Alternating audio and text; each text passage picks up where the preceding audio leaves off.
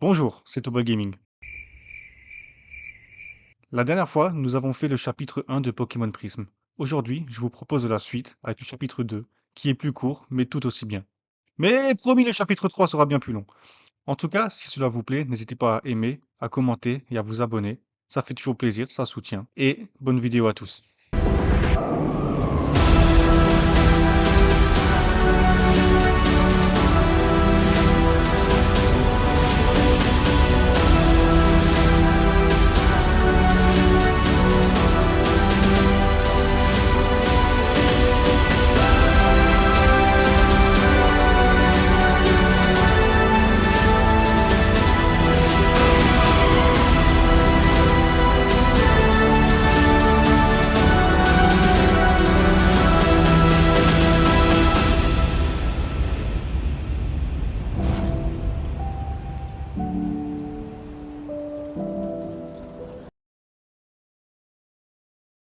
Quelques semaines après la fin des événements du chapitre 1, on se retrouve donc dans notre chambre. Notre mère nous interpelle et nous dit que notre amie Green nous a appelés. Elle souhaite que l'on la rejoigne au port de Carmin-sur-Mer afin de nous emmener visiter les îles Séville, sa région natale. C'est le début de notre première quête, en mode touriste. Comment ça, pas mal les bzaises? Comment ça, pas mal les bzaises Apex? Tu peux dire bonjour avant d'arriver? Devant l'urgence de la situation, je décide de totalement m'en battre les couilles et de faire vol à Azuria pour me rendre à la centrale électrique, car je sais que là-bas il y a une quête secondaire intéressante. En effet, souvenez-vous, dans le chapitre 1, le chef de la Team Nebula avait totalement gelé la centrale pour contrecarrer les plans de la Team Rocket. Là-bas, un employé de la centrale nous dit qu'il a tout essayé pour faire fondre la glace, mais que celle-ci est bien trop puissante. Il ne voit donc plus qu'une solution, faire appel aux oiseaux légendaires. Il me demande donc de les capturer comme s'il me demandait de capturer un ratata, un roucoule et un chenipan, ce qui lance la quête, foudroyer le feu glacé. Chérie, j'ai un peu froid. Il ne va pas tout de suite s'attarder sur cette quête, sachant qu'on en trouvera certainement un ou deux durant notre périple. Et nous allons rejoindre Green immédiatement sur Carmin-sur-Mer.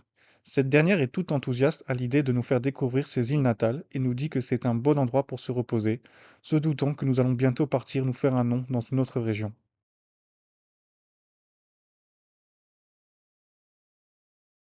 T'as un petit problème, mec? Mais qu'est-ce qu'il a, Capitaine Crap? Christine, retiens-moi parce que ça part en couille là. Une fois arrivés sur l'île 8 où habite Green, cette dernière nous indique où se trouve la maison de ses parents et nous dit de les rejoindre là-bas. Mais une fois arrivés, nous découvrons à notre grande surprise que les parents de Green ne sont pas là.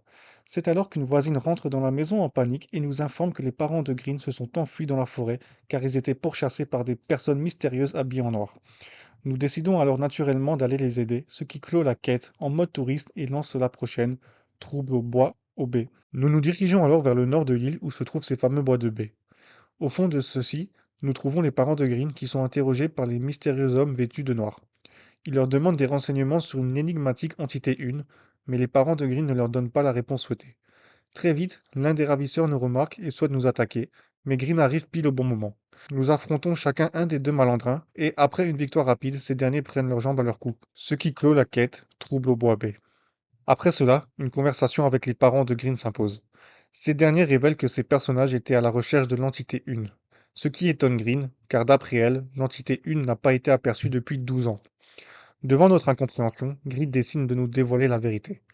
Il y a 12 ans, deux Déoxys sont apparus sur les îles Séville, l'entité 1 et l'entité 2.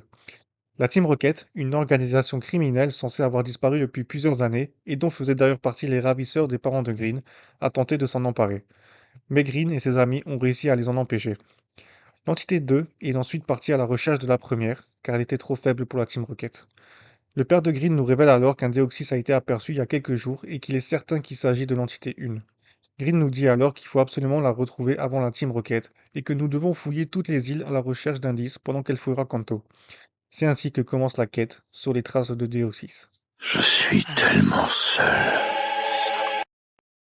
Du coup, c'est parti pour la pêche aux indices. Le premier se trouve sur cette même île où nous sommes actuellement. Il nous dit qu'il a effectivement vu un Déoxys passer ici il y a quelques semaines et qui se dirigeait vers le sud, mais qui n'a plus aucune nouvelle depuis. Le deuxième indice se trouve sur l'île 1, au fin fond du mont Braise, où il nous indique qu'autrefois il y avait un rubis à cet endroit, et que cette pierre affecte directement Déoxys, mais que ça fait longtemps qu'il n'a pas été aperçu sur cette île. Après ça, en m'attardant un peu sur le mont Braise, je fais une rencontre pour le moins légendaire. T'es content? Ouais mon gros. Il la lance sur le bâtard. Ok. Meurs pas. Parfait. Bon, bah là, ça va tout ça va saigner les hyperboles. Hein.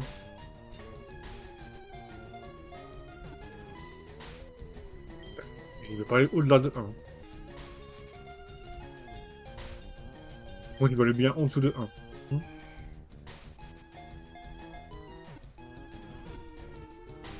Ah, 2. Allez. Super. Et c'est maintenant. Nope. J'ai l'impression qu'il est encore moins docile, paralysé. Ah! Il vamos. Voilà. Ouais, 1 sur le 3.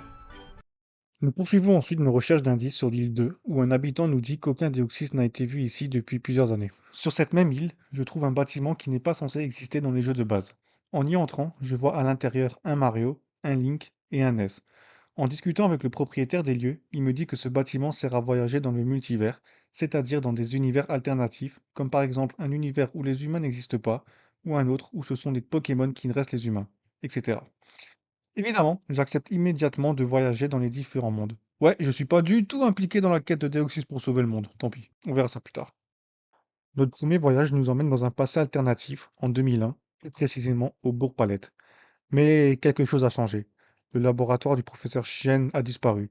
Et c'est normal, car ici le professeur Chen n'est pas un professeur Pokémon, mais tout simplement le champion de Jadiel, et c'est seulement après l'avoir battu qu'on peut retourner dans notre univers. Dans le deuxième univers alternatif, nous sommes plongés au cœur d'Azuria en 2003. L'arène étant vide, je décide de passer par le pont des dresseurs au nord, qui est truffé de membres de la Team Rocket, tout comme la route qui le suit. Je pénètre dans la maison de Léo, où l'on aperçoit un admin qui essaye de kidnapper ce dernier, tandis qu'Ondine tente de l'en empêcher. La championne révèle qu'ils essayent de kidnapper Léo pour ses connaissances, tout en éliminant les champions d'arène de la région, et qu'ils ont déjà eu Pierre. C'est alors qu'on s'interpose, et, après l'avoir battu, et avoir sauvé Léo et Ondine, on peut enfin retourner dans notre monde.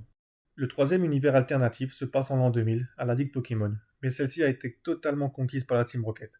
En effet, même le Conseil des 4 a été remplacé par des admins de l'organisation. Après avoir battu les 3 premiers, alors qu'on pensait qu'il ne restait plus que le maître, le couloir menant à celui-ci est bloqué par des dresseurs de la Team Rocket, voulant stopper notre progression, jusqu'aux ultimes remparts, JC et James. Après les avoir battus, on arrive enfin au maître de la Ligue, Giovanni, le boss de la Team Rocket. Ce dernier nous dit qu'il a pris le contrôle total de Kanto, tout en balayant sur son chemin le Conseil des 4, le professeur Chien, et des certains gamins du Bourg-Palette. On apprend également que dans cet univers, les champions d'arène, Major Bob, Kogan et Morgan, sont des admins de son organisation. Après toute cette belle révélation, on le malaxe quand même comme il se doit. Mais doucement! Tu veux me tuer ou quoi? Et après cette victoire, on peut enfin rentrer dans notre univers. Nous entrons ensuite dans le quatrième et dernier univers alternatif auquel nous avons accès pour l'instant, même si celui-ci ne pourrait ne pas être un univers parallèle, mais simplement le passé, car il nous mène en effet sur l'île 3 des îles Sévi en 2005. On nous apprend que c'est ici qu'un Déoxys a sauvé une fille d'un gang de motards. Nous sommes donc probablement pendant l'incident des entités 1 et 2, plusieurs années en arrière, comme nous l'a raconté Green auparavant. On peut même y apercevoir Giovanni et ses sbires sur une montagne. Mis à part cela, rien de bien spécial, on doit juste se frayer un chemin à travers les membres du gang jusqu'à affronter leur chef et sauver la petite fille, puis on peut rentrer dans notre monde. Nous reprenons ensuite notre quête qui consiste à chercher des indices sur Déoxys pour sauver le monde. Hein, j'ai le sens des priorités quand même, merci. Cela nous emmène directement sur l'île 4, plus particulièrement dans la grotte de glace. Au fond de celle-ci, un habitant nous dit qu'il est ici depuis plusieurs semaines et qu'il n'a vu aucun Déoxys. Merci, super info. La suite de notre investigation nous emmène sur l'île 5, où tout au nord de celle-ci, dans une maison, un majordome nous révèle que le Pokémon est arrivé par le nord à toute vitesse en direction du sud, et que c'est à cause de lui que la Team Rocket a détruit leur archipel il y a plusieurs années. Du coup, direction l'île 6, où tout à l'ouest, un personnage nous dit qu'il a vu un Déoxys foncer encore plus au sud. Nous sommes maintenant sur l'île 7 pour le dernier indice, qui nous apprend que la Team Rocket avait pris possession des Pokémon de cette île pour protéger la tour dresseur, mais que Mewtwo est venu et a détruit le bouclier, et que depuis, ni la Team Rocket, ni un Déoxys n'ont été vus sur cette île. J'avoue avoir un peu de mal à comprendre ce qu'il raconte lui. Mais bon, passons. Maintenant que nous avons réussi à collecter tous les indices, nous retournons à la maison de Green pour lui faire part de nos découvertes. Celle-ci nous dit qu'elle n'a rien trouvé à Kanto, et qu'elle a fait appel à des contacts de Johto, Owen et Sinnoh, mais qu'il n'y a rien à signaler de leur côté non plus. Pour elle, Déoxys doit donc forcément se trouver sur les îles Sévi. Elle nous conseille alors de trouver un moyen de le localiser. Elle nous conseille donc de nous rendre sur l'île 7, tout au sud, dans les ruines Tanobi. qui contiendrait des secrets et des légendes pouvant nous aider. Devant l'urgence de la situation, je décide de totalement m'en battre les couilles et de repartir à Kanto pour capturer les 2 oiseaux légendaires restants. Pour cela, je dois passer par la grotte sombre qui doit être éclairée par la capacité flash pour être traversée en toute tranquillité. Je remplace donc mon roucarnage par mon chétifleur qui possède cette capacité et retenez bien ce mouvement car si je vous le montre dans le résumé, c'est pas pour rien. Nous entrons ensuite dans la grotte et ressortons par une sortie qui n'est habituellement pas présente. Ce qui nous ramène au sommet de la montagne, juste derrière la centrale électrique. Sauter sous le toit de la centrale, I believe I can fly, j'ai le vertige. I believe I can fly, hein. I believe I can fly. I believe... Parfait. Oui, Mic. Ouais, alors, j'ai peur que là, je le bute si je fais un vitesse extrême. Moins force. Parfait. Un dernier, ça passerait? Parfait. Ça, c'est pas mal, ça. Alors, faut le mitrailler d'hyperbole, là. 1, 2... Super.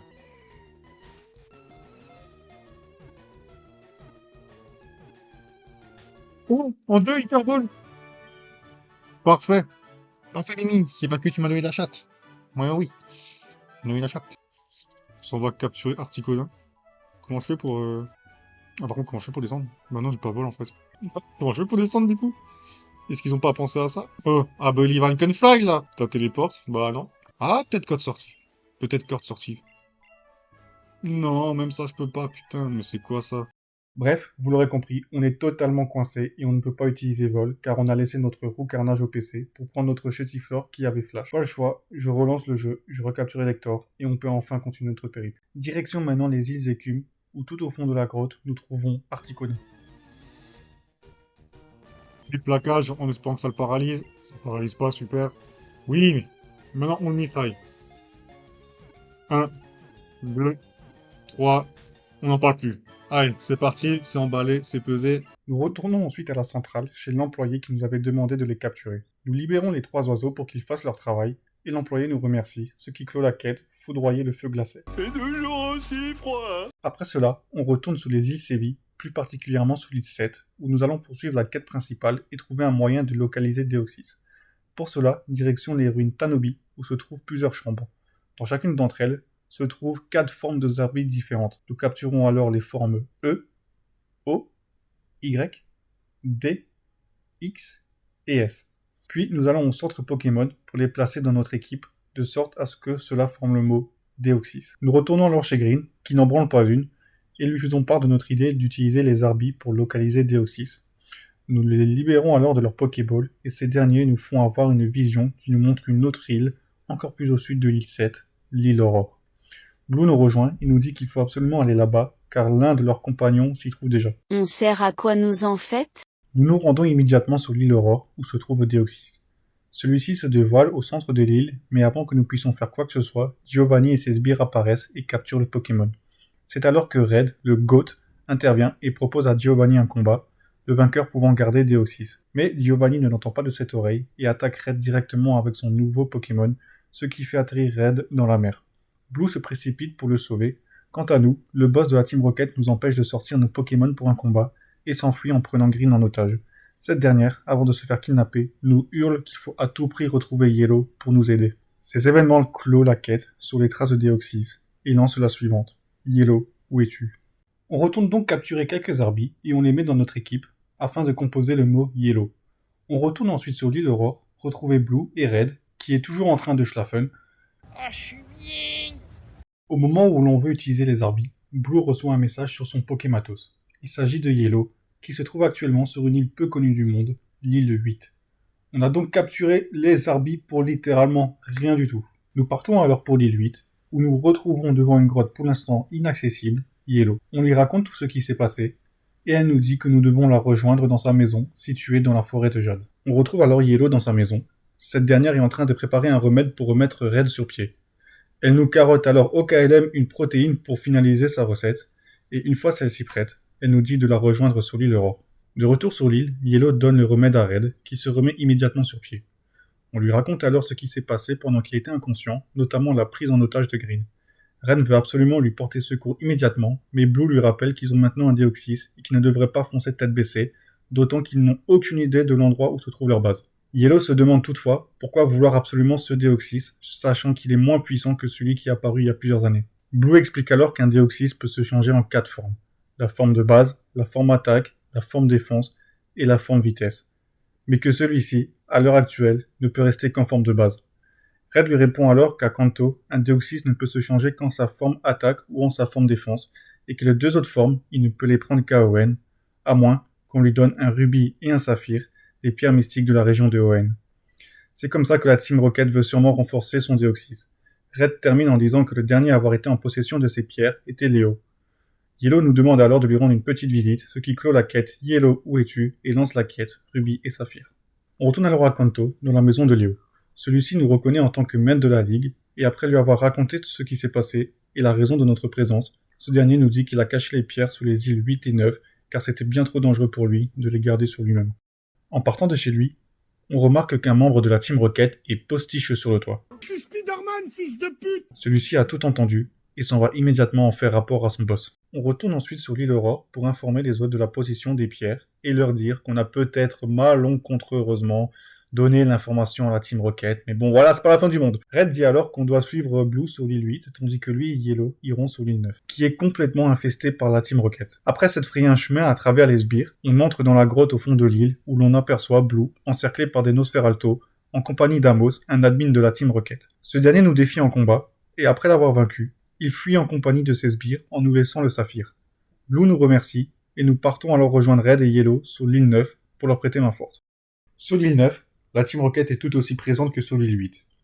On s'enfraye donc de nouveau un chemin à travers, jusqu'à une nouvelle grotte au fond de l'île. À l'intérieur, Red et Yellow se sont fait eux aussi coincer par la Team Rocket, bien avant qu'ils aient pu sortir leurs Pokémon. L'admin présente sur place, Ariane, nous laisse néanmoins une chance de l'affronter en combat, et après l'avoir vaincue, celle-ci fuit à son tour comme l'admin précédent, en nous laissant le rubis. Red et Yellow nous remercient, et nous disent de les rejoindre sur l'île Aurore. De retour sur l'île Aurore, Léo nous félicite d'avoir réussi à récupérer les 2 pierres. Mais Blue rappelle qu'il faut maintenant libérer Green, et que nous n'avons aucune idée de l'endroit où se trouve la base de la Team Rocket.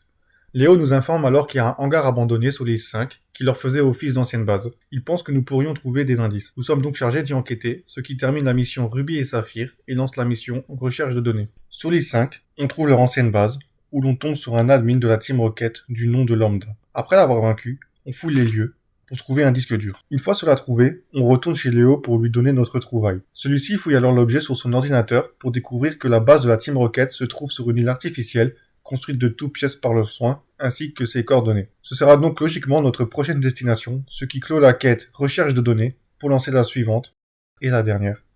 Ultime combat. On se prépare alors pour la bataille finale, et une fois nos préparatifs terminés, on part en direction de l'île Rocket. Devant le bâtiment qui leur sert de base, un admin du nom de Lance nous accueille pour lancer des hostilités. Après l'avoir vaincu, on entre dans le bâtiment et on se fraye un chemin devant une armada de sbires de la Team Rocket. On retrouve Green, prisonnière, au fond du bâtiment. On la délivre à l'aide d'une clé trouvée sur l'un des sbires, puis on rejoint Red, Yellow et Blue pour défoncer une porte blindée et continuer notre progression. Nous tombons alors sur les 4 admins et nos compagnons nous disent qui s'en occupent et que nous devons continuer notre chemin jusqu'à leur chef. Au bout du couloir, on tombe sur Giovanni, mais on n'a pas le temps de faire quoi que ce soit que 2 de ces sbires nous sautent dessus et nous dérobent le rubis et le saphir. C'était peut-être pas l'idée du siècle d'aller là-bas dans leur base avec ces objets sur nous, mais bon. Il nous dévoile alors son plan.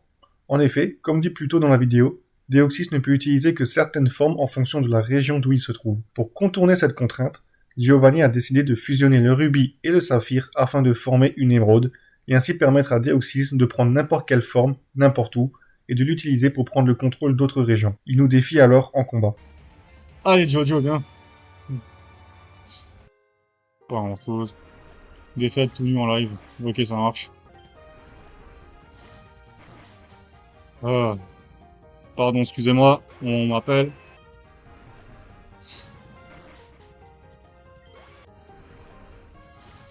Voilà. Fonds-moi ce... Ah merde. Fonds-moi ce métal.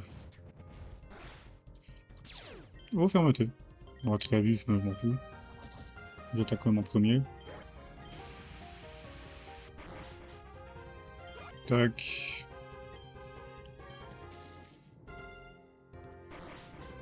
Voilà.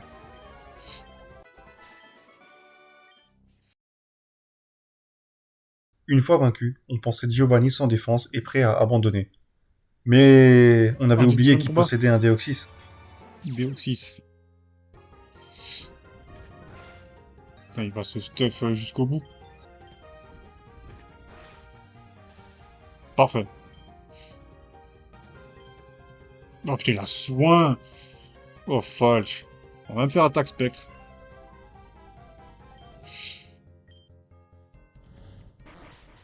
Voilà. Je vais faire celui de Dex ennemi. Ouais. Le souci, c'est que voilà. Dioxys est vaincu. Après l'avoir vaincu une deuxième fois, ce n'est toujours pas fini. Nos amis nous rejoignent, mais pendant nos combats, le rubis a fini par fusionner avec le saphir pour former l'émeraude. Fort heureusement, avant qu'il ne puisse l'utiliser, l'entité 1 arrive et détruit l'émeraude, jugeant cette pierre trop puissante. Giovanni fait appel alors à son Déoxys, mais celui-ci refuse de l'écouter, et après cette série d'échecs, Giovanni se résigne enfin et accepte de partir sans faire d'histoire. Tout est donc fini, ce qui clôt la dernière quête de ce chapitre, l'ultime combat. Et le chapitre 2 se termine. Vous savez ce que ça veut dire? Qu'il est temps de commencer une vidéo. Ah non, 2 mois. Non, ça devrait aller là. En fait, il nous reste une dernière chose à faire.